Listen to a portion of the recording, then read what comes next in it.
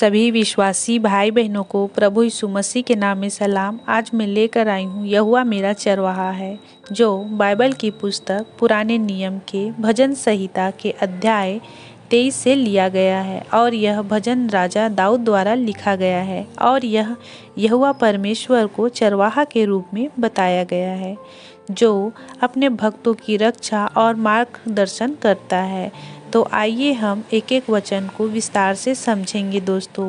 पहला वचन कहता है, यहोवा मेरा चरवाहा है, मुझे कुछ घटी न होगी। कहने का मतलब है कि यहाँ भगवान को एक चरवाहा के रूप में बताया गया है। जैसे कि एक चरवाहा अपनी भेड़ों का ध्यान रखता है, उनकी सुरक्षा करता है, वैसे ही यहोवा अपने भक्तों का ध्यान रखते हैं। उदाहरण के लिए, जैसे एक बच्चा अपने माता पिता के पास सुरक्षित महसूस करता है, वैसे ही भगवान के पास में सुरक्षित महसूस करता है दोस्तों।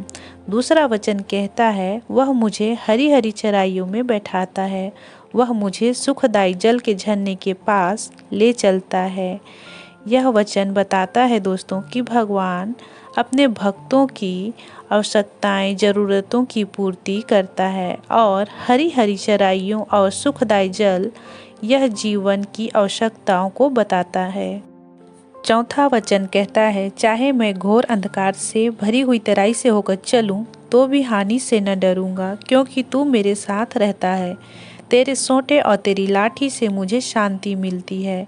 कहने का मतलब है कि यहाँ बताया गया है कि जीवन में कठिनाई और खतरे तो बहुत हैं दोस्तों, लेकिन यहोवा के साथ होने से डर की जगह सुरक्षा और शांति का अनुभव होता है।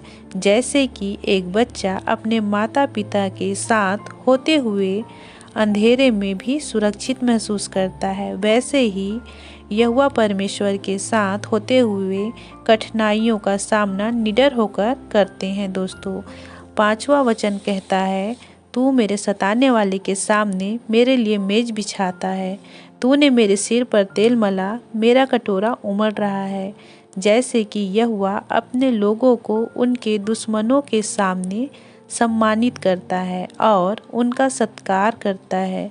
सिर पर तेल मलना सम्मान और आदर का प्रतीक है दोस्तों। जैसे एक व्यक्ति को उसके कार्यस्थल पर कई लोग सताते हैं और उसका अपमान करते हैं, लेकिन वह व्यक्ति अपने विश्वास में दृढ़ रहता है और परमेश्वर पर भरोसा करता है। कुछ समय के बाद उसे उसी कार्यस्थल पर प्रमोशन मिल जाता है और उसे एक ऊंचा पद मिल जाता है। अब वही लोग जो उसे सताते थे, उसे सम्मान के साथ देखते हैं।